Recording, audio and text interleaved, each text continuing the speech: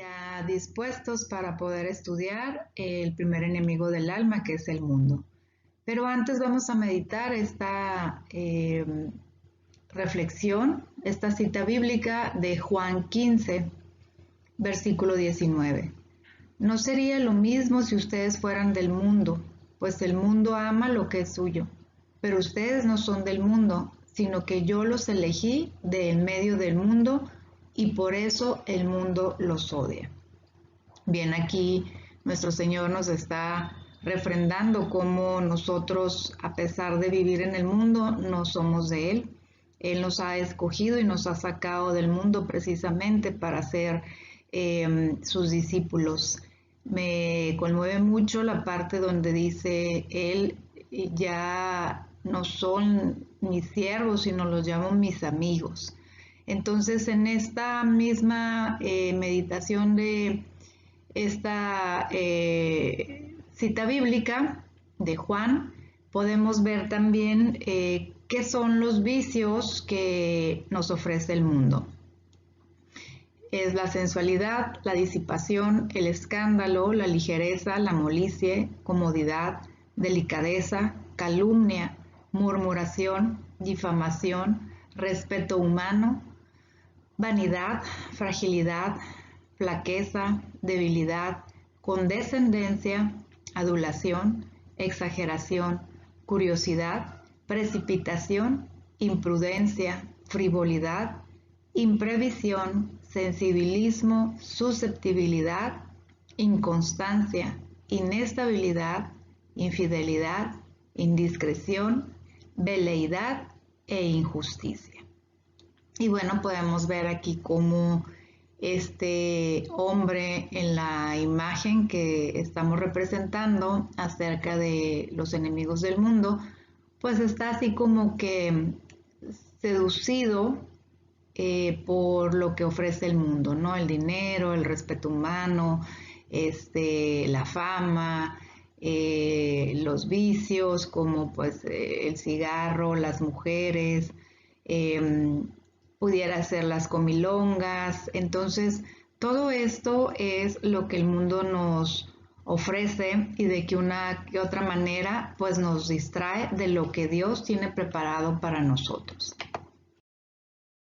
Y Jesús continúa diciendo, el mundo lleva consigo para matar a las almas o cuando menos desmembrarlas, entretenerlas y desviarlas, las gracias quitándole a ellas la perfección y a Dios la gloria.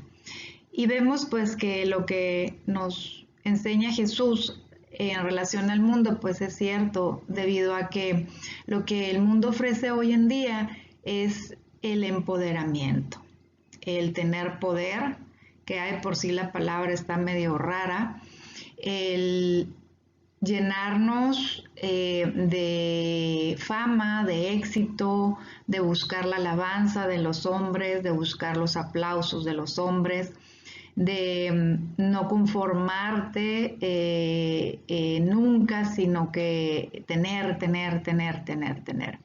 Y entonces está muy bien hacer metas, está muy bien fijarte objetivos, está muy bien trabajar, pero tener un equilibrio, ante todo tener un equilibrio del uso de las cosas. Bien decía San Ignacio de Loyola, que todas las cosas están al servicio del hombre, ¿no? Pero tanto y cuanto debemos hacer uso de ellas, como en ese uso que nuestra alma se pierda, o más bien salvar nuestra alma con el desuso de las cosas. Entonces, sabiamente Jesús nos dice que estamos en el mundo, pero no pertenecemos a él. Y bien, vamos a empezar con el primer vicio, que es la sensualidad, que pertenece al enemigo del alma, que es el mundo. Se dice de los gustos y deleites de los sentidos, de las cosas que los incitan o satisfacen y de las personas aficionadas a ellos. El darle rienda suelta a nuestros sentidos, la vista, los oídos, el olfato, el tacto, etc. Cuando los sentidos no están sujetos a la razón o a la voluntad, son para el alma espadas mortales que lo arrastran de un pecado en pecado. Si nosotros no ponemos un alto a los sentidos, pues entonces vamos a caer en la lujuria, vamos a caer en la pereza, vamos a caer en miles de vicios que vienen directamente de la sensualidad. Cuando los sentidos no se ponen a raya, cuando no se emplean según el fin santo para que fueron creados, es decir, para mi alabanza y servicio, para crucificármelos en el holocausto de suavidad, para ofrecerme incienso de su mortificación, sino lo contrario, atizando su sensualidad con 1000 medios, que a cada paso el hombre se encuentre en su camino.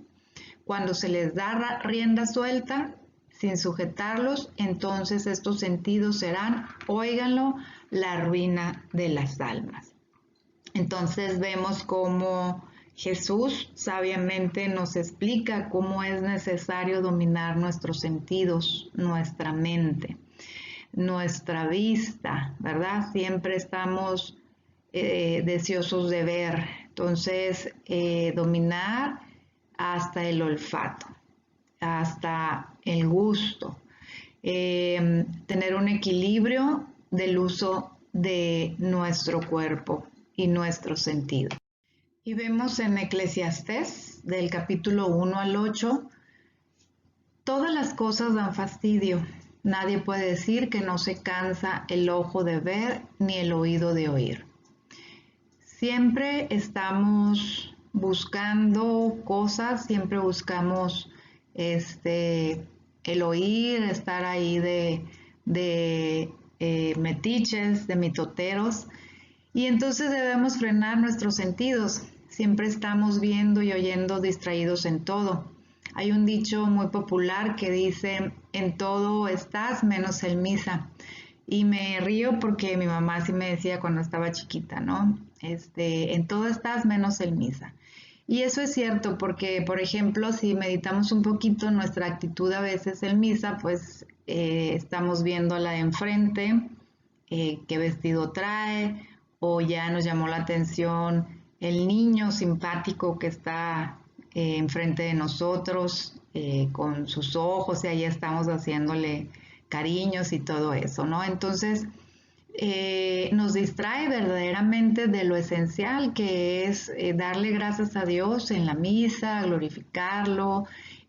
A veces el Padre está hable y hable y nosotros pensando, no, ay, tengo que comprar esto, tengo que hacer la comida, tengo que hacer estas cosas, ir para allá, y de repente se acaba la misa y nosotros pues ahí en nuestro mundo imaginario.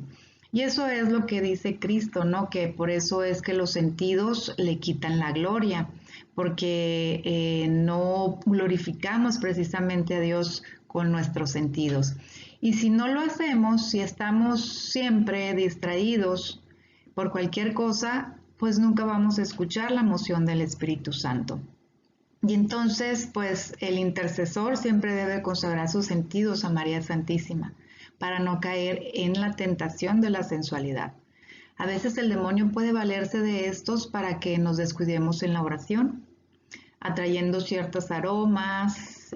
A veces es muy común que pudiéramos estar en una oración de contemplación, de intimidad con Cristo, y resulta ser que puede llegar alguien bien perfumado, ¿verdad? Y entonces ya estamos así como que, ay, qué rico huele, y nos desviamos, nos salimos de glorificar a Dios por estar endulzándonos los sentidos, el olfato con esos aromas ricos, ¿no? La loción, el perfume, o a veces también los aromas a rosas, ¿verdad? Que nos llegan, que sí nos pueden llegar realmente de parte de una manifestación de nuestro Señor o de nuestra Madre Santísima. Sin embargo, ahí tenemos que sacrificarnos también porque no sabemos si es producto de nuestra imaginación, de nuestra misma mente, memoria, y estemos atacados como una distracción, ¿verdad? Podemos tener visiones, imaginaciones. Acuérdense que también Jesucristo nos dice, más bien San Pablo nos dice que nos cuidemos de estas imaginaciones, porque Satanás también se viste de ángel luz.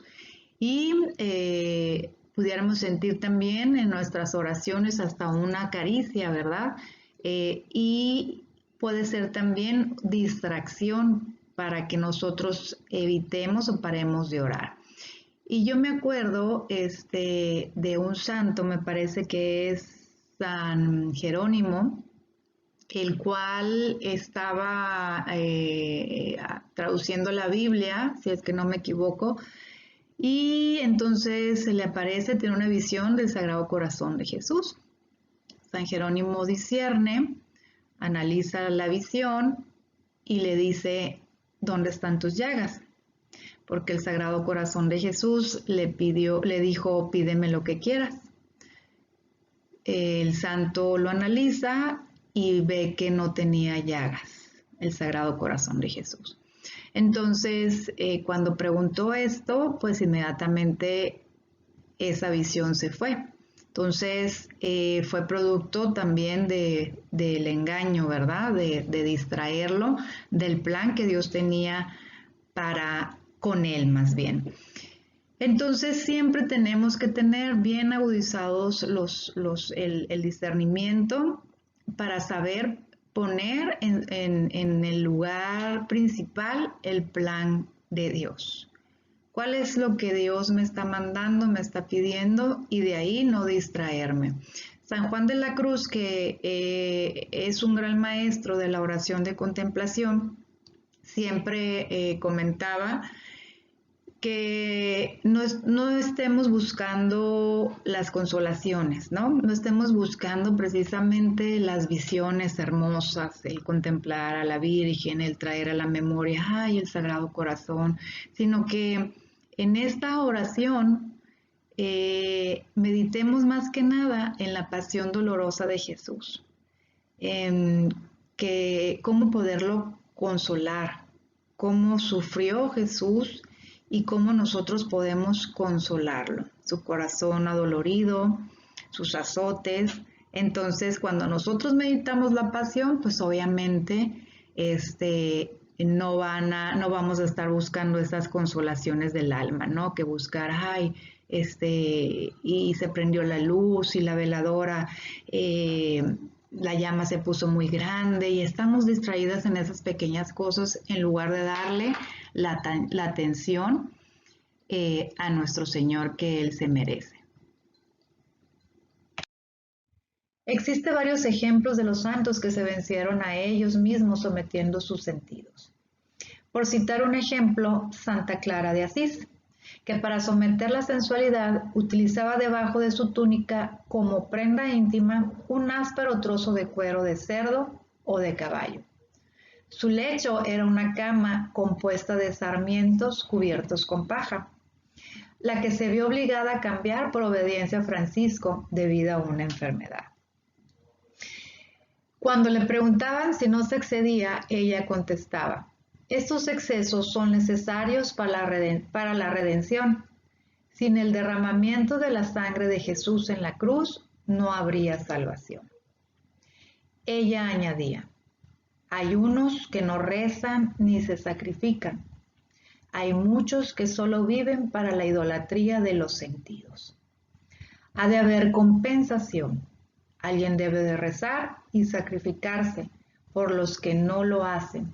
Si no se estableciera ese equilibrio espiritual, la tierra sería destrozada por el maligno. Entonces, como ven, Santa Clara tenía muy pendiente, tenía mucho discernimiento de lo que era ponerle raya a los sentidos. Alguien que se sacrifique, alguien que ore por toda aquella gente que idolatra los sentidos. Entonces, en ese mismo sacrificio que nosotros hacemos de controlar nuestros sentidos, pues tenemos que llevar a cabo esa ayuda que Dios nos está pidiendo, que Jesucristo nos está pidiendo para la salvación del hombre. Que las almas necesitan abrazar la cruz y abrazarse de ella, que por fin el Espíritu Santo domine ya esa sensualidad indigna que inunda el mundo aún espiritual. La cruz y el dolor y el sacrificio vienen a derrotar esa gigantesca serpiente. Pues Dios es infinitamente sabio, no es que tengamos un Dios masoquista y que quiera vernos sufrir, sino que conoce perfectamente la maldad de Satanás y de sus secuaces, y en su sabiduría nos proporciona de armas valiosas para combatirlas. Además, habrá momentos en que nuestra intercesión sea exorcística y por ende la persona por quien estemos orando puede hacer ruidos o movimientos que nos puedan perturbar o traer recuerdos que puedan distraernos en la oración. Por eso es que debemos de dominar nuestros sentidos y debemos someter y consagrarlos siempre al Espíritu Santo a través de las manos de la Virgen María. El enemigo de la sensualidad es la pureza, el candor, la inocencia y el pudor. Por eso han sido dadas las virtudes para que el mundo se salve con ellas.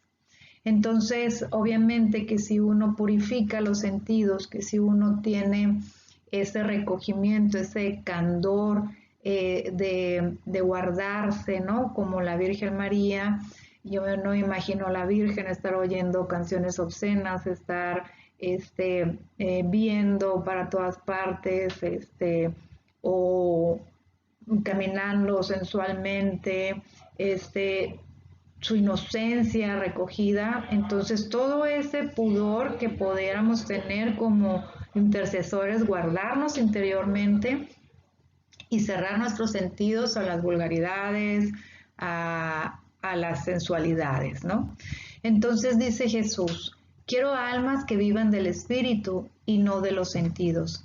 Quiero la crucifixión propia ponga el dique al desbordado mar de sensualismo actual.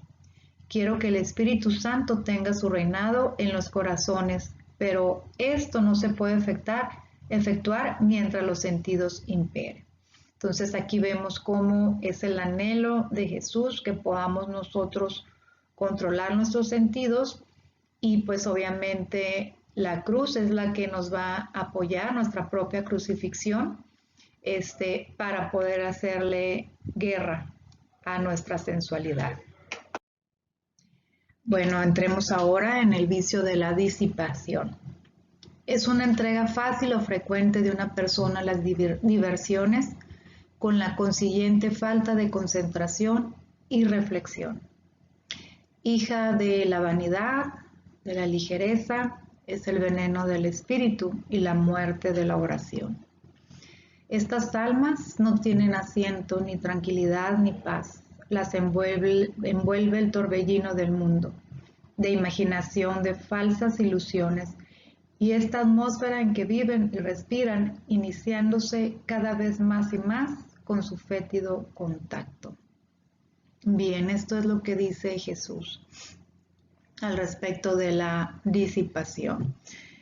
El intercesor debe tener mucho cuidado en caer en este vicio, porque para orar es necesario tener paz mental y paz espiritual. Si no, solo estaremos repitiendo simple fórmulas sin validez espiritual, palabras que se las lleva el viento. Por eso la finalidad del demonio es distraernos en las cosas del mundo para no orar. Una mente disipada nunca puede orar con el espíritu, es decir, se enfrascará diciendo muchas oraciones, novenas y rosarios. Y me atrevo a decir que también cuando estamos en esa disipación, ¿verdad? En esa distracción de espíritu, envueltas en las cosas del mundo, en la vanidad, etcétera, pues tampoco vamos a ser como muy llamados a los rezos. No creo que podamos soportar el rosario 20 minutos, no creo. Por eso es que nunca logrará el intercesor tener esta conexión con Jesús cuando se encuentra con este vicio de la disipación, con la cual se consigue en la oración mental, aquella oración que eleva nuestro pensamiento y alma, que nos hace sentir el mismo sentimiento de Cristo, sentir su alegría y llorar sus lágrimas. Entonces, pues es obvio que si entramos en esa inquietud del alma, en esa alma disipada, pues jamás vamos a encontrarnos con esa contemplación con Cristo. En Mateo 6, del versículo 6 a 7, dice nuestro Señor: pero tú cuando reces, entra en tu pieza, cierra la puerta y ora a tu Padre que está ahí, a solas contigo. Me voy a detener aquí para que no se me escape. Cerrar la puerta quiere decir recógete, aléjate del mundo, que esté en tú y Dios nada más. No las preocupaciones del mundo, no las vanidades que nos ofrece el mundo. Entrar en una intimidad con Jesús, con Cristo, con Dios. Entonces, y tu Padre, prosigo, que ve en lo secreto, te premiará. Cuando pidan a Dios, no imiten a los paganos con sus letanías interminables. Ellos creen que en un bombardeo de palabras hará que se les oiga. Como bien ve, el Señor quiere una comunicación con Él, una oración, como cuando estamos de frente a un amigo. Las reglas de la comunicación dicen que siempre tenemos que ver a los ojos a la persona con la cual estemos hablando, para que la persona se sienta que la estamos escuchando, que es importante lo que está diciendo hacia nosotros. Entonces, en esa misma actitud, ver esa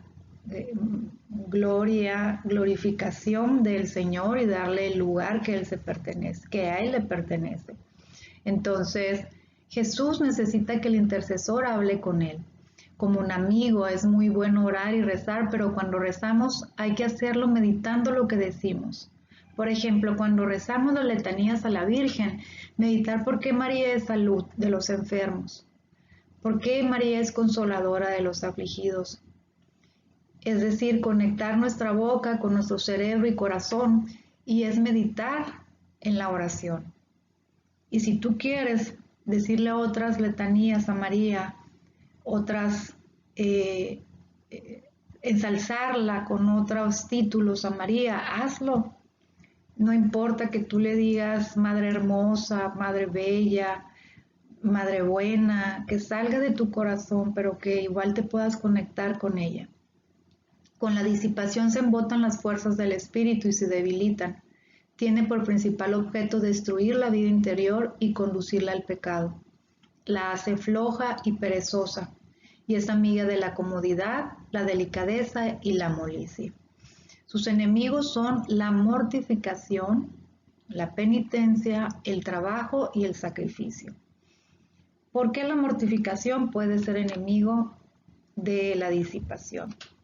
Porque si yo me mortifico a mis sentidos otra vez, si yo cierro a eso que disipa mi alma, a lo mejor mortificarme en cuanto a no ver una revista que me pueda quitar mi paz. Por ejemplo, en la vida de Conchita dice que nuestro Señor, una vez que Conchita agarró una revista de modas, nuestro Señor le dijo: eso va a distraerte, eso te va a disipar. Entonces, si nosotros nos mortificamos en ese aspecto también nuestros sentidos, pues no vamos a caer en esas vanidades, ¿no? De centrarnos o de preocuparnos qué es lo que anda de moda para vestirnos. Entonces, la penitencia también, hacer penitencia, nos evita a distraernos a esa disipación del alma, el trabajo y pues el sacrificio también. Este vicio lleva a las almas fervorosas hasta el mismo centro de la tibieza y de la indiferencia. ¿Qué quiere decir esto? Que si tú te dejas atacar por este vicio, por más fervorosa que tú hayas sido, te va a llevar a la tibieza, a la indiferencia. El alma que verdaderamente ama a Dios no la consiente, y cuando cae en esta, llora aquella alma sin consuelo. En la oración siente un dañino contacto y el corazón se congela. Es uno de los elementos en que Satanás se vale para falsificar la piedad. Es decir, Podemos estar orando y podemos estar muy de golpes de pecho, pero en realidad no estamos sintiendo nada. Nuestra alma está fría, está indiferente y ahí vamos otra vez a caer en la hipocresía de la falsa piedad. Entonces, eso es lo que tenemos que cuidar como intercesores. Nunca en el alma disipada entra el fervor del Espíritu Santo, jamás las puertas de la contemplación se abren a ellas. Eso es lógico, cómo nosotros podemos entrar en esa intimidad con Dios si estamos pensando en una situación, en otra, que nos quita la paz. Los remedios para la disipación, el orden, ordenar nuestras ideas, nuestros pensamientos. En él se encuentra la rectitud y el reposo. Yo pongo en orden mi mente, mis pensamientos, en la oración los consagro, y hay veces que traemos esa situación que no nos permite entrar en la paz. Entonces, en un acto de humillación y de dominio propio, pedirle al Señor que nos quite esa disipación de nuestra mente, de nuestra alma. El recogimiento, la soledad y el silencio son las más poderosas ayudas para destruir la dañina disipación. Yo entro en la oración, en ese silencio de que no quiero que me perturbe ni la música, ni las revistas, ni los chismes tampoco. Y entonces entro en ese recogimiento y en la soledad con Dios, y el alma se quita, se sana de esa disipación, se libera de la disipación. Y bien, vamos a meditar qué es el vicio del escándalo. El pecado de escándalo existe cuando uno introduce directamente a otro a hacer una cosa que no puede hacer sin pecar, ya sea formal o material. Por ejemplo, inducir a una persona al perjurio, a la embriaguez, a los pecados de la carne, etc. Incluso aunque la persona inducida a este acto esté habitualmente o al momento dispuesta a cometerlo. Nosotros estamos escandalizando en la persona. Cuando peco de escándalo, ya no tengo pudor ni vergüenza. Destrozo la inocencia de quien escandalizo.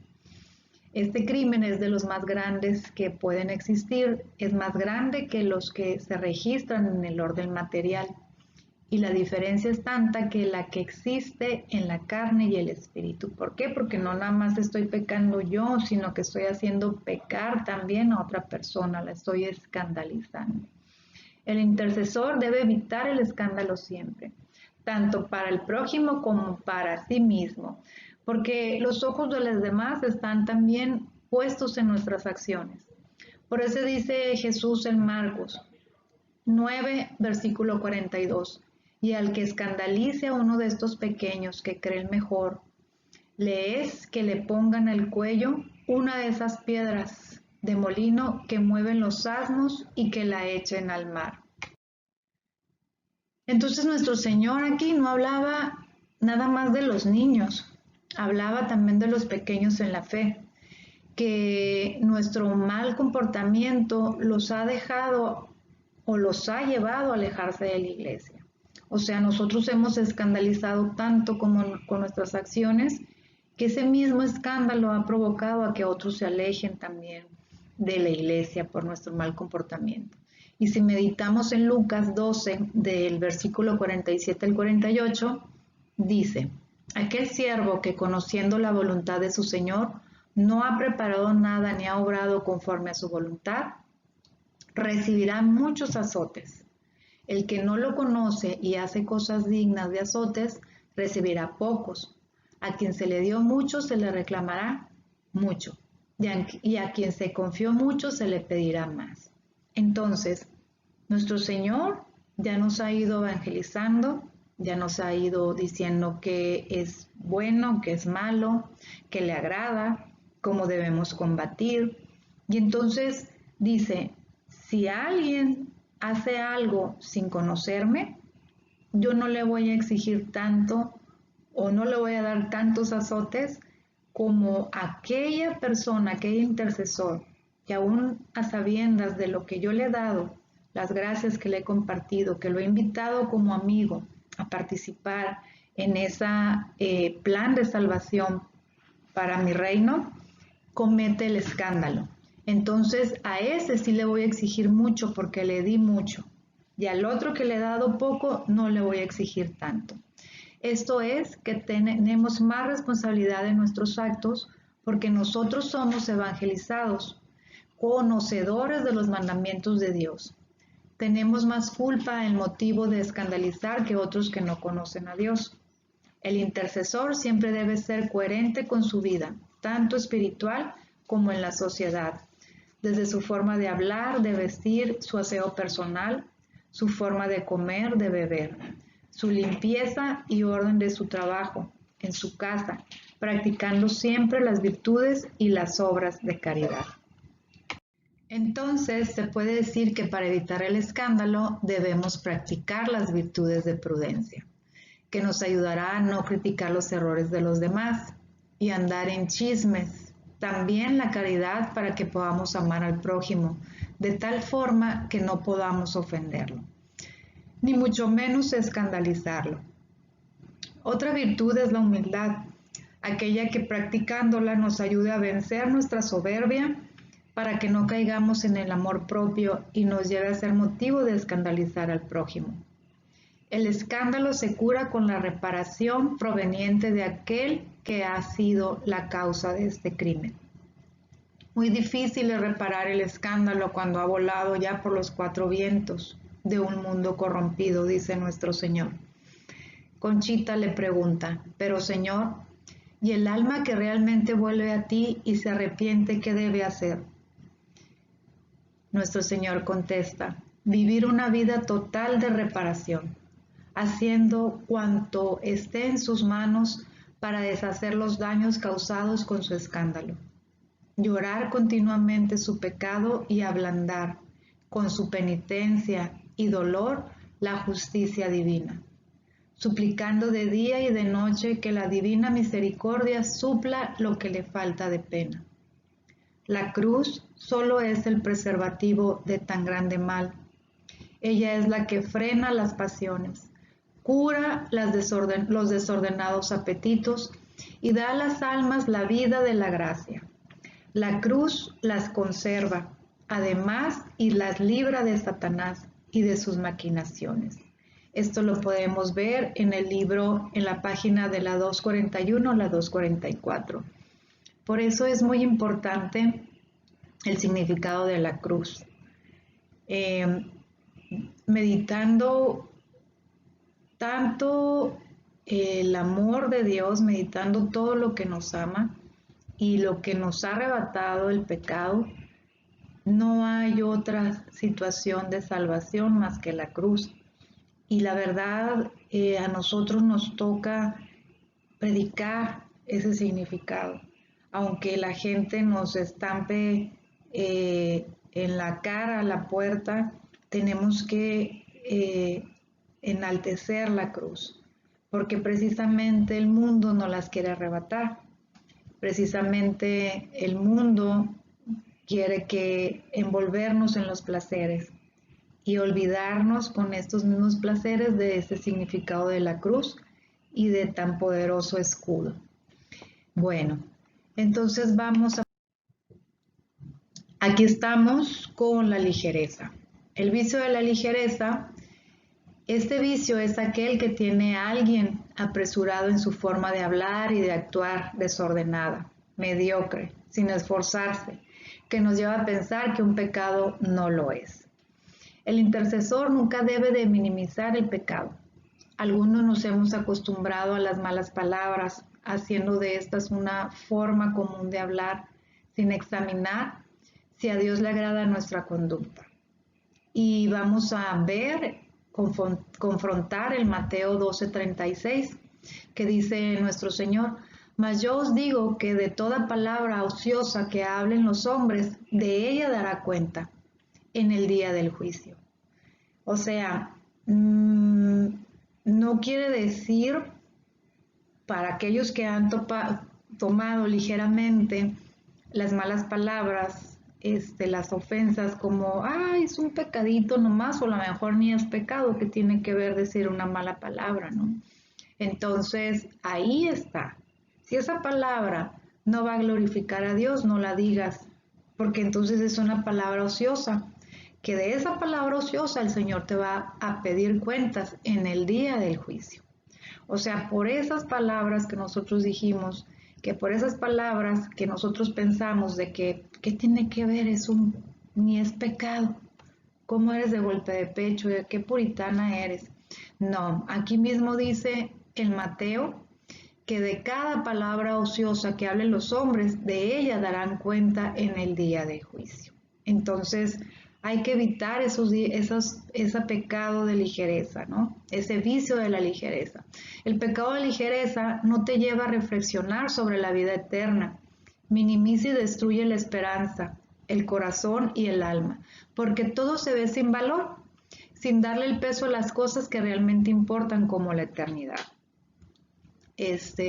No nos lleva a meditar en que tenemos una vida eterna, todo lo vemos como al ahí se va, al aventón, y entonces es ahí donde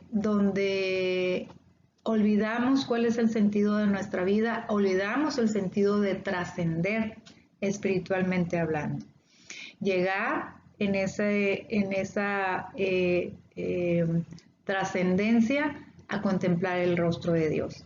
Los pecadores de ligereza todo lo creen y no reflexionan sus actos con la sabiduría de Dios. En Proverbios 14, versículo 15 dice que el simple cree todo lo que se dice, pero el prudente mira dónde pone los pies. Esto sugiere que debemos usar la prudencia para actuar, no arrebatarnos, meditar si nuestras acciones le van a agradar a Jesús. Como intercesores debemos ser prudentes, nunca debemos ser irreverentes ante lo sagrado. A veces podemos caer en el error de pensar que tenemos tal confianza con Dios que ya no es necesario tomar las actitudes de respeto y reverencia ante el Santísimo. En la oración, en la liturgia de las horas, en el rosario, en misa, pensando que podemos tratar a Dios como a cualquiera sin reflexionar el respeto que Él se merece. No podemos tener una postura, una actitud diferente más que de reverencia y entrega total en nuestros 5 sentidos. Es así como analizando el Éxodo 3, versículo 5, Yahvé le dijo, no te acerques más, sácate tus sandalias porque el lugar que pisas es tierra sagrada. Podemos darnos cuenta que Dios es un Dios celoso y le agrada el culto con respeto y orden que tengamos a este culto. Entonces vemos cómo a Moisés le dice, no te acerques más, ¿no? Quítate las sandalias porque este lugar es santo. Por eso mismo nosotros con este temor de Dios, con esta reverencia y ese amor a Dios, debemos de cuidar todo lo que es sagrado, debemos de estar en posturas que se deben de tener dentro de la iglesia, convenientes, no estar platicando, hacer nuestras oraciones como Dios quiere que las hagamos, con prudencia, con ese temor de ofender a ese Dios que nos ama tanto. Las armas contra la ligereza es pedir siempre el don de temor de Dios para tener la disposición que da el Espíritu Santo en el alma para portarnos con respeto y tener temor de Dios y poder someterlo a su majestad, aceptando con agrado su voluntad, alejándonos de todo lo que pueda desagradarle. Yo he meditado este pasaje bíblico que acabamos de ver donde Dios le dice a Moisés, quítate las sandalias porque este lugar que estás pisando es un lugar sagrado. Entonces, a veces vemos que entramos frente al Santísimo, enfrente del Sagrario, con una actitud de estar hablando, una actitud irreverente, y dices tú, bueno, ¿cómo es esa confianza que nos ha dado Dios? ¿En qué momento hemos perdido esa actitud, ¿no? De reverencia, de respeto, de no pensar que tenemos al mismo Dios hecho en ese pedacito de pan, en esa Eucaristía ahí presente? Entonces yo les pido, los invito más bien a meditar si en tu vida, en tu oración estás siendo atacado con este vicio de la ligereza, de pensar que algo no es vicio, que algo no es pecado, y de encontrarte en esta actitud de irreverencia ante lo sagrado. La humildad es también una virtud que nos puede ayudar a apartarnos del pecado de la ligereza, ya que teniendo esta virtud nos damos cuenta de nuestra pequeñez y la grandeza que tiene Dios. O sea, la grandeza aquella que los ángeles lo reverencian, los ángeles lo alaban. Entonces, yo creo que muchos de nosotros podemos estar cayendo en ese vicio de la ligereza porque no hemos tenido ese temor de Dios, ¿no? De hablar, de hablar cuando está presente, incluso de decir groserías cuando Él está presente. Entonces tenemos que cuidarnos mucho de ese vicio, de caer tanto en esa confianza con el Señor, de perder ese respeto por su sagrada forma. La virtud de la rectitud es una poderosa arma contra la ligereza, ya que siendo hija del orden y de la justicia, tiende vigorosa y constantemente a que el alma desee todo lo bueno y lo perfecto, sin irse a los extremos, porque su apoyo es la prudencia, la previsión y la obediencia. Entonces aquí estamos otra vez como la rectitud y el orden vienen a traernos otra vez ese combate, ¿no? Contra el pecado de la ligereza. Cuando nosotros entramos en un orden en nuestra vida, vamos a entrar también en un orden en lo espiritual. Es saber cómo en esa prudencia, en esa obediencia que tenemos ante Dios y ante esa previsión que vamos nosotros a tener de prever nuestras actitudes, nuestras acciones ante Dios, vamos a evitar mucho este vicio de la ligereza. La molicie, hija de la pereza y compañera del cansancio y del desaliento. Es la comodidad en su más alto grado y el depuramiento de la sensualidad. Descansa en un mullido lecho de olorosas flores. A mí, cuando yo leo este significado de la molicie, siempre me he imaginado a alguien que está así como que en una hamaca, sin hacer nada, sin orar, descansando, con toda la sensualidad, todos los sentidos dispersos, hasta echándole en la hamaca a alguien aire, en una totalidad pereza y en una totalidad abandono en los sentidos. Embota los sentimientos del alma para todo lo bueno, lo santo y espiritual, adormece el corazón debilitando su energía y el valor de entregarse para el sacrificio. Esta alma va sustrayéndose a los actos de piedad y a la práctica de los sacramentos, concluye por abandonarlos por completo y perderse. Claro, si yo estoy sumergida en la molicie, en esa pereza, en ese cansancio espiritual, físico, de ni siquiera rezar, ni de importarme por las cosas de Dios más que en mis sentidos y poder ensalzarme a mí mismo, pues claro que voy a hacer a un lado las cosas de Dios, voy a olvidarme por completo de los actos de piedad y de la práctica de los sacramentos, hasta flojera me va a ir a misa. Entonces, la vida espiritual se contrapone, por supuesto, con la molicie, porque lleva en sus venas el sacrificio y la actividad. La vida espiritual lleva en sus venas el sacrificio, es decir, está bien descansar y todo, pero siempre tenemos que estar nosotros trabajando, ofreciendo nuestras acciones y no abandonarnos en esa pereza, en esa molicie. El dolor también es lo contrario de la molicie, porque este vicio descansa en un lecho de rosas flores. Quiere decir que la molicie también es enemiga de la cruz y su misión es ahuyentar del alma las virtudes y la vida interior que tantos bienes le produce. Claro, pues si yo estoy tirada en un lecho de rosas, con toda la sensualidad, acostada en una cama muy a gusto, con mis sábanas de satín y con el aire a todo lo que da y con toda la flojera y la pereza espiritual, pues obviamente voy a huir de la cruz, pero rápidamente, ¿no? Porque no voy a dejar que mis sentidos sufran. Su remedio es el trabajo. Se vence precisamente como depende también esta unidad y la pereza, pues es el trabajo, la laboriosidad, el desprecio propio, es decir, el vencerse a sí mismo, unido con la constancia, el vencimiento y la generosidad.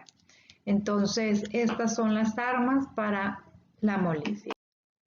El intercesor que pertenece al oasis jamás deberá permitir que este horrendo vicio reine en su alma.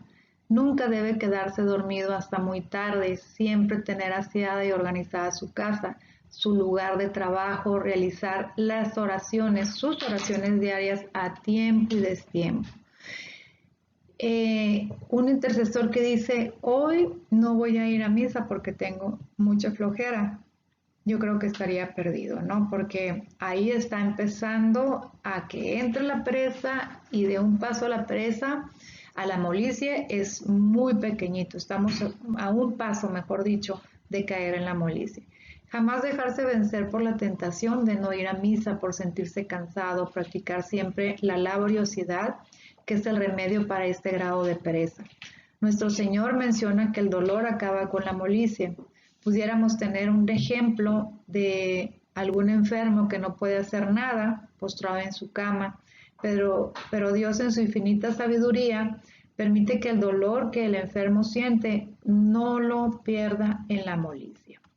Diciendo que el alma que no lucha contra ese vicio vivirá una vida floja, egoísta e inútil, cuando menos se quemará largo tiempo en el terrible purgatorio.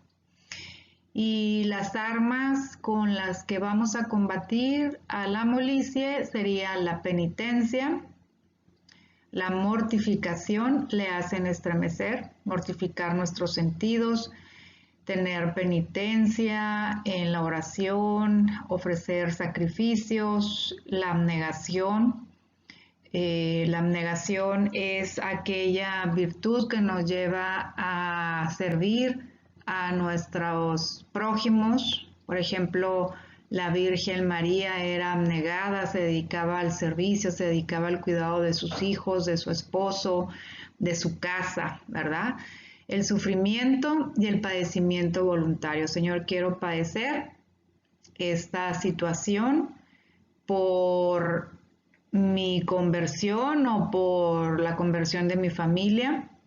Y en ese padecimiento, en ese dolor que nosotros estamos ofreciendo, pues la molicie se va yendo, ¿ok? No quiero ir a misa, tengo mucha flojera o estoy muy cansada, entonces, Señor, te ofrezco este cansancio, me voy a levantar en tu nombre y empiezo a hacer las cosas y a trabajar.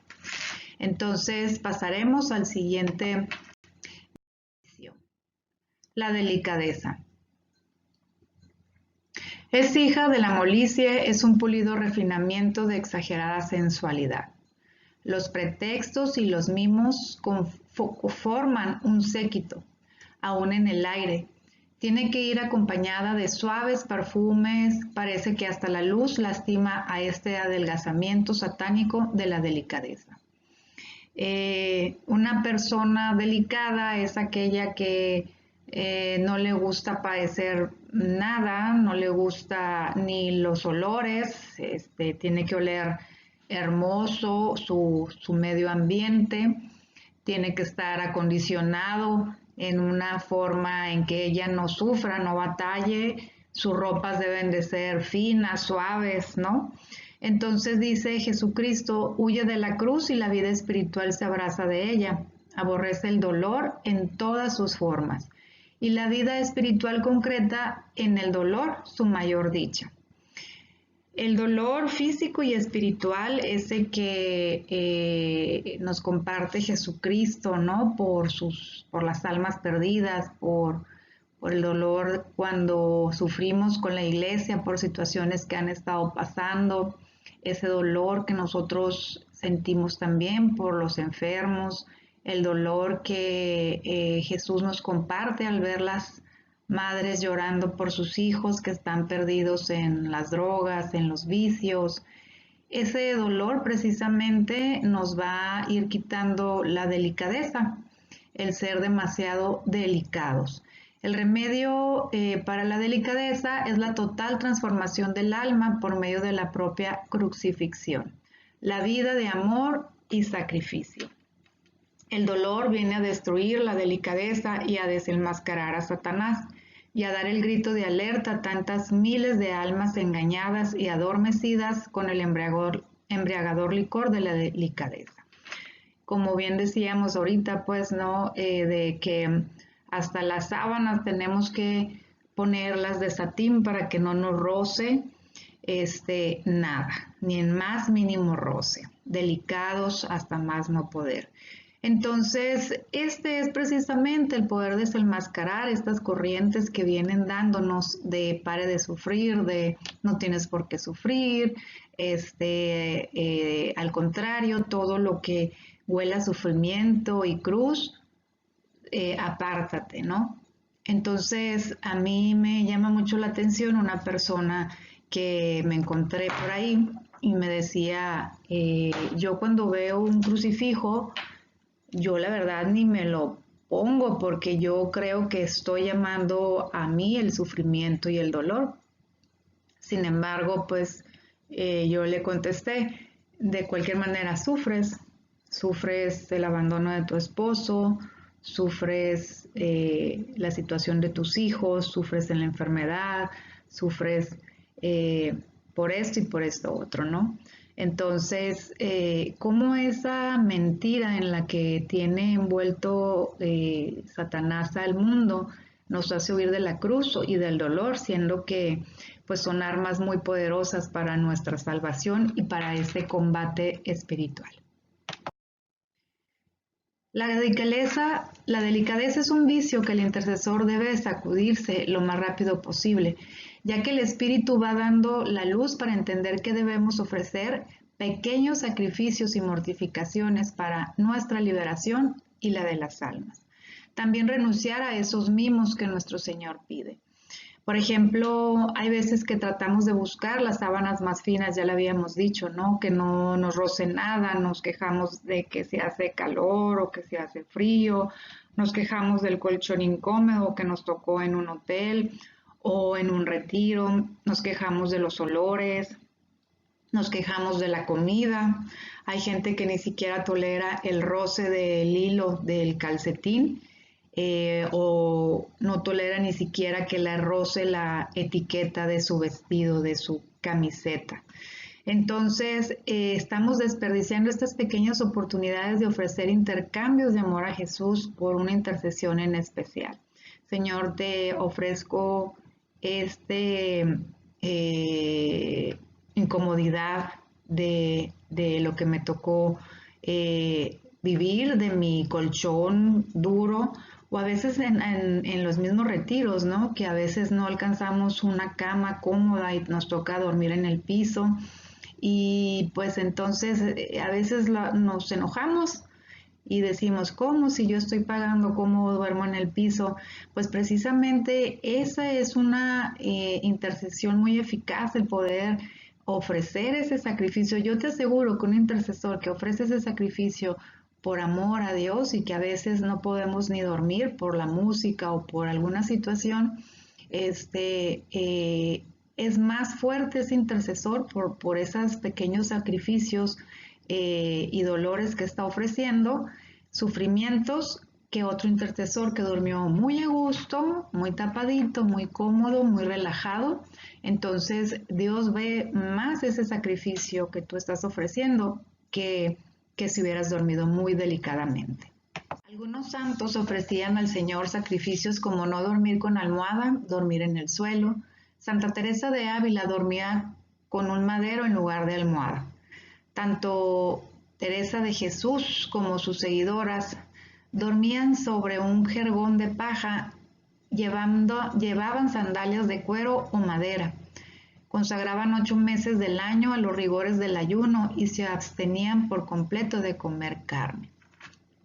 Entonces, bueno, vemos como estos pequeños sacrificios que hacía Santa Teresa y esa intercesión, con esto logró grandes cambios en la iglesia, escribiendo obras de gran importancia que la llevaron a ser doctora de la iglesia, su enseñanza, sus reglas que ella escribió.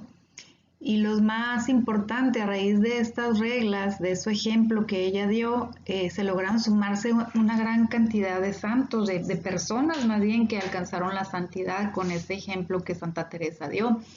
Por mencionar unas pocas, pues Santa Teresita de Lisieux, Edith Stein, quien después de su conversión ingresó al convento, tomó el nombre de Teresa Benedicta de la Cruz, una muchacha atea, ¿verdad? Con ciertas ideas socialistas en su mente, como con el ejemplo de Santa Teresa, pues ella cambia y se enamora de ese Jesús que Santa Teresa predicó con su ejemplo. Tenemos a Santa Isabel de la Trinidad y pues varios santos que se sumaron junto con San Juan de la Cruz también, ¿verdad? Por esos pequeños sacrificios que ofrecían al Señor. Y vemos aquí un ejemplo de la famosa almohada de Santa Teresa. Leño que Santa Teresa usaba en lugar de la almohada. Vemos cómo ella nos pone ese ejemplo de eliminar la delicadeza, ¿no?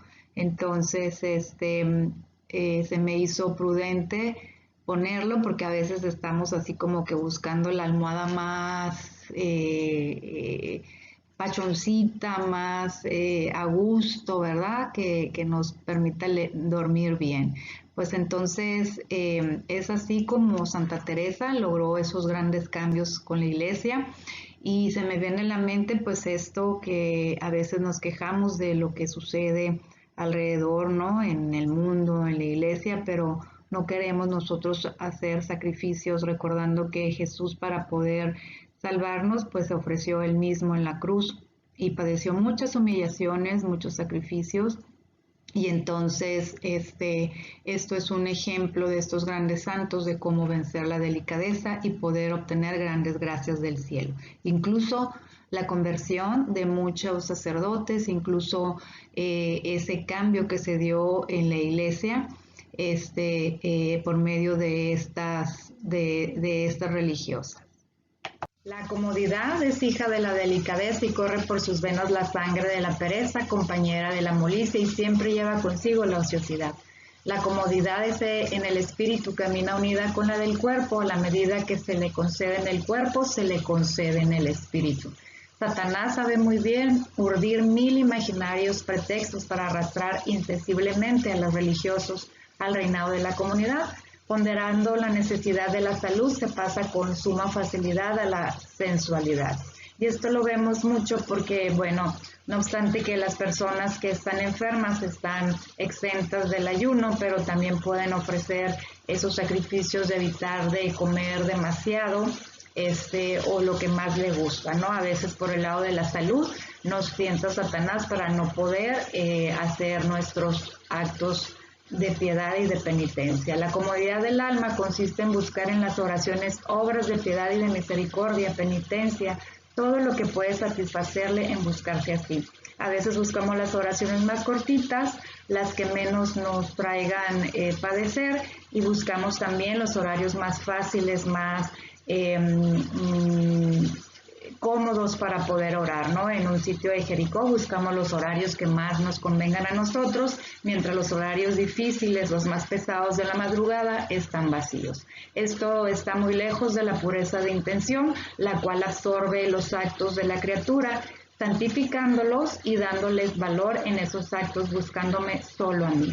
El amor propio es su brazo derecho y aún el egoísmo, recordando que la pureza de intención siempre la ve Dios. Entonces tenemos que hacerle un combate a esta comodidad. La oración y el amor son los anteojos por donde se ve, se conoce y se mide la comodidad. La cruz y el dolor, el sacrificio desinfectan la atmósfera de la comodidad. En Mateo 8 al versículo 20 dícele Jesús: las zorras tienen guaridas y las aves del cielo nidos, pero el Hijo del Hombre no tiene dónde reclinar la cabeza. Es obvio que Cristo no buscaba la comodidad, el lujo, no obstante que se lo merecía, porque pues es el Rey de Reyes, ¿no? Pero quiso ponernos el ejemplo de un estilo de vida sencillo y austero. Tal vez no nos toque renunciar a nuestros bienes, porque no sería nuestra espiritualidad, por así decirlo, como lo hizo Jesús o un San Francisco de Asís. Sin embargo, es bueno no buscar tantas comodidades para lograr una intención efectiva y pues también ofrecer ese sacrificio para poder someter nuestros sentidos, nuestras pereza, comodidad, ¿verdad? De una que otra manera, así estaremos venciendo a estos enemigos. La comodidad del alma consiste en buscar, ya lo dijimos, oraciones, obras de piedad y de misericordia, penitencia, etcétera, todo lo que pueda satisfacerle en buscarse así. Esto está muy lejos de la pureza de intención, la cual absorbe los actos de la criatura, santificándolos y dándoles valor en esos actos, buscando solamente a mí. Yo en mi paso por la tierra no tuve una piedra en donde reclinar mi cabeza y millones de hombres se mecen en la más refinada y muelle comodidad. Desgraciados, van contra la cruz, es decir, el del aplastamiento y destrucción de toda propia comodidad. El único remedio para ese doloroso mal es el sacrificio, es el dolor y es la cruz. Y aquí están las palabras sabias de nuestro Señor. La calumnia nace de la murmuración y de la soberbia. El orgullo, el amor propio herido la produce, alimentando tan horrible monstruo de la murmuración, que es su madre. Consiste en denigrar al prójimo falsamente en cualquier forma de esta, sobre su honra y fama, pública o privada, aún podrá estar solamente dentro del corazón del hombre. La calumnia es un pecado tan grande que para borrarse se necesita la restitución de la honra, infamada en todos los oídos y ante todas las personas delante de las cuales se haya pronunciado o esparcido. Pues está muy difícil lograr esto, ¿no? Una vez criticando a esta persona, calumniándola, volver a poner un buen concepto entre las otras personas de la fama y la honra de la persona que calumniamos. Es un crimen quitar la fama del prójimo, aún más en muchos casos es homicidio moral. Infame y espantoso, es peor que privar de la vida y del cuerpo. El alma que arrepentida y dolorosamente contrita se humille, llore su culpa y ponga en juego todos sus medios posibles para repararla, alcanzará el perdón, aunque tenga que expiar en su muerte y aun cuando en vida la enormidad de su pecado. La base fundamento de la religión católica está concretada en la caridad, o sea, en el amor de Dios y del prójimo. Y me vengo a acordar de la cita bíblica donde dice, pues el que dice amar a Dios y no ama a su hermano es un mentiroso, ¿verdad? Entonces no estamos cumpliendo con el primer mandamiento tampoco. ¿Por qué? Porque estamos calumniando sin nada de amor a nuestro prójimo. Y a propósito, he puesto esta frase de lengua que parece víbora, en donde dice, si alguien se cree religioso pero no le pone freno a su lengua, se engaña a sí mismo y su religión no sirve para nada. Esto nos dice Santiago en su capítulo 1, 26. Vemos como la lengua también como un reptil venenoso, cuando no la sabemos dominar, y pica con su veneno infernal y destruye y mata como el más fatal veneno, la honra de nuestro prójimo. En el ministerio de intercesión jamás se debe dar entrada a la calumnia, es como abrirle las puertas a Satanás para que destruya la obra que Dios ha hecho. Jamás fluirá el Espíritu Santo en el calumniador. Es mejor que el líder decida sacar a los implicados en este horrible vicio para no turbar la paz y la esencia del grupo. Tan grande es así la calumnia que yo creo que nada tendría que hacer una persona calumniadora en el ministerio. Es preferible sacarlo del grupo a que despedace la honra de los demás intercesores. Entonces, vamos a pasar a la murmuración. Consiste en criticar los hechos y dichos ajenos, más tan fácil es el exagerarlos y aún pasar a la mentira, calumniando que verdaderamente ya a un paso estamos, sino solamente una línea separa la calumnia de la murmuración. Y la diferencia entre calumnia y murmuración es que en la calumnia se le impute un crimen a la persona, ¿no? Aparte de difamar su honra, también se le está imputando un crimen a esta persona.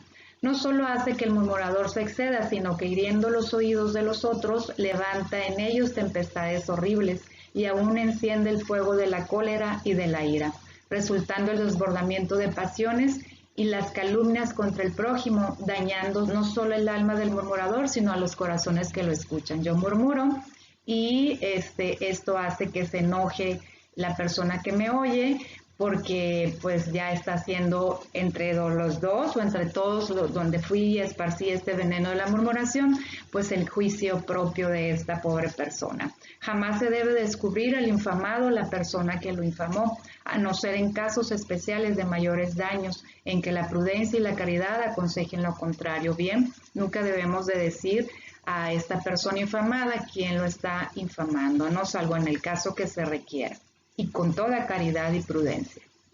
Es hija del amor propio y de la ligereza, se da en todos los climas, tiempos y estaciones, crece en un corazón vano, crece con la sensualidad y se desarrolla completo en el mundo, en el campo del mundo del demonio y de la carne.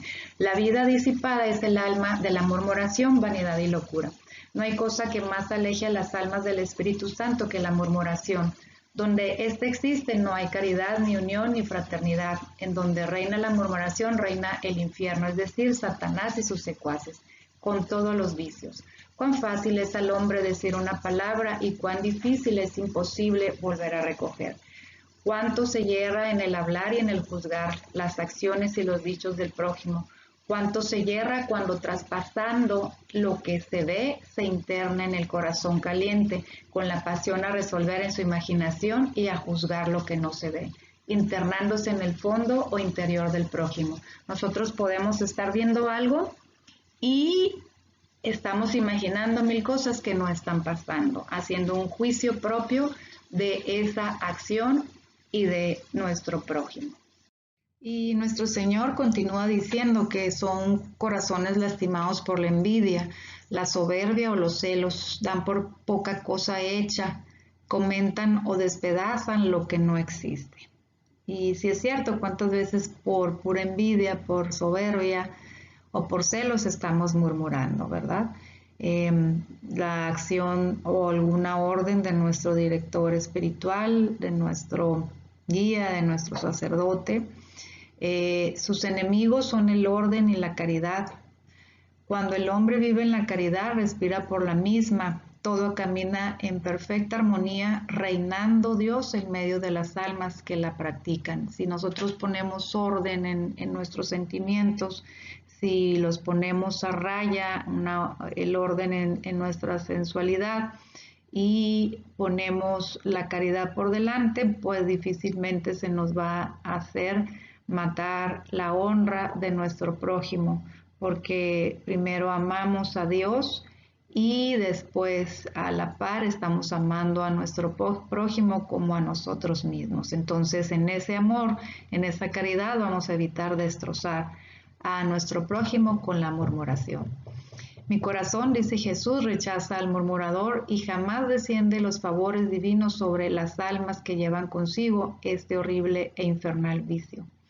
El alma que murmura no dará ni un solo paso en la vida espiritual. Esta la detiene y pues limita la santidad. Las almas puras que no se manchan con la murmuración escuchan al Espíritu Santo, que se alejan de su contacto, que saben amar y perdonar al prójimo y que esconden aún los defectos de sus hermanos, encubriéndolos a sus propios ojos y a los demás con espeso velo de caridad cristiana. Qué bello sería llegar a ese grado de caridad y de no estar juzgando los defectos de nuestro prójimo. El remedio es el amor de Dios. El que me ama jamás murmura ni quiere que otros murmuren. El que ama realmente a Jesús para de inmediato la murmuración. No permite que los demás manchen la honra de su prójimo. Amo tanto al hombre que los dardos que se dirigen a él, yo los recibo y a mí me hieren. También existe la murmuración interna, desequilibra las voluntades y emponzoña los corazones, siendo en cierto sentido más dañosa que la abierta y la ruidosa. Y como dice nuestro Señor, que detesta más los vicios secretos que los públicos. ¿Qué me importa? Dice, que los labios calles cuando el corazón grita furioso y desesperado. ¿Qué me importa que los labios manchen cuando el corazón está lleno de inmundo lodo? Yo tengo más odio a estas secretas pasiones por el daño que acarrean que a las pasiones que se hacen sentir con estruendo y ruido. Esta pasión se inserta hasta en lo más íntimo de sus oraciones, donde el alma desata, se goza en sus conjeturas, odios y rencillas, dando rienda suelta a su imagen y juzga sus anchuras los hechos y dichos ajenos, interpretándolos a su antojo y torciéndolos sin piedad. Hay veces que estamos orando y estamos también murmurando, ¿no? Señor, convierte a fulanito, que ya ves que es un enfadoso y es un ratero y es un soberbio y esto, ¿no? Y entonces inconscientemente pues ahí traemos eso dentro de nuestro corazón, la murmuración interna, murmurando también contra nuestro director espiritual, sus órdenes, sus acciones o nuestros coordinadores a veces, ¿no? No estamos haciendo lo externo, pero internamente y en la mente estamos en una murmuración continua. Otro remedio para la murmuración es el silencio, siempre callar y solamente hablar cuando conviene a la gloria de Dios y al provecho del prójimo, es de santos, continúa nuestro Señor. Entonces, poder pensar, si lo que voy a decir glorifica a Dios, si lo que voy a murmurar ofende a Dios. El hombre jamás se arrepiente del silencio, pero siempre tiene que deplorar y que arrepentirse de haber hablado. El silencio no solo impide la murmuración en la cual se desliza el hombre, sino que también detiene y corta la murmuración de otros. Hablo del silencio total y completo, no solo de boca, sino también del corazón. Y esto suena muy lógico, ¿no? Si tú no le das pies a que hable el otro, el murmurador, pues no vas a pecar de murmuración. Políticamente, si te quedas callada y no caes en ese vicio, pues estás haciendo esa política o educadamente diciéndole a este murmurador, cállate. Entonces, cerrar toda murmuración interna también y recogernos en el silencio con nuestro Señor. Con el silencio se ejercitan muchas virtudes y la caridad innumerables veces se encuentra en el silencio su asiento.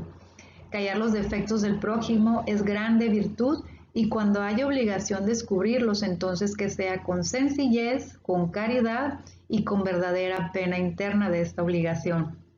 Qué lindo que nuestro Señor se preocupe también por nosotros, por no caer en un pecado de omisión, ¿verdad? Cuando debemos de hablar, corregir a la persona que ya le dice las obras de caridad, corregir al que está en el error, al que se equivoca. Entonces, en ese momento que nos toque corregir a esta persona, pues hacerlo con toda caridad, con sencillez, con claridad y sintiendo esa pena de que pues está ella en ese pecado mortal o en esa falta y que también está ofendiendo a Dios cometiendo esa acción pues tan lastimosa. Muy bien, entonces un intercesor que murmura es muy peligroso para el ministerio porque no hay caridad, ya lo dijimos en él.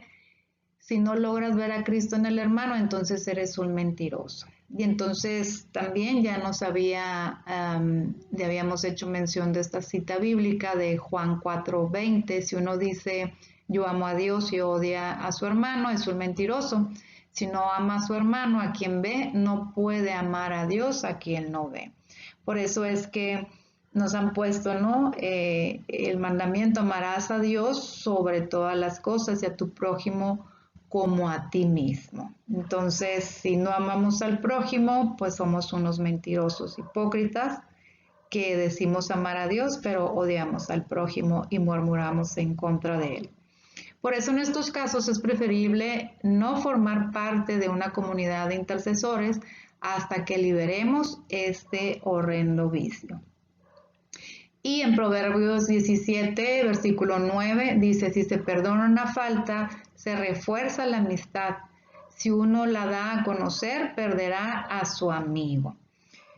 Y yo creo que también vamos a hablar en sentido espiritual, ¿no? El amigo que más nos importa es el amigo de Jesucristo. El amigo Jesucristo, ese amigo que nos dijo, ya no los llamo siervos, sino los llamo amigos. Entonces, si nosotros perdonamos la falta de esa persona que pretendemos murmurar, entonces nos vamos a ganar la amistad de Dios, nos vamos a ganar la amistad de Jesús. Y si no la perdonamos, pues vamos a perder su amistad también. Para el intercesor habrá más méritos si ora por la persona de la cual va a murmurar. A veces nos puede vencer el coraje o la injusticia que hayan cometido con nosotros o con la sociedad, pero habrá más gracia ante Dios si perdonamos las ofensas de los demás sin juzgarlos, ¿verdad? Ese es el llamado del intercesor, que se pueda unir en la oración de Cristo por la salvación de las almas, sean justos o sean pecadores.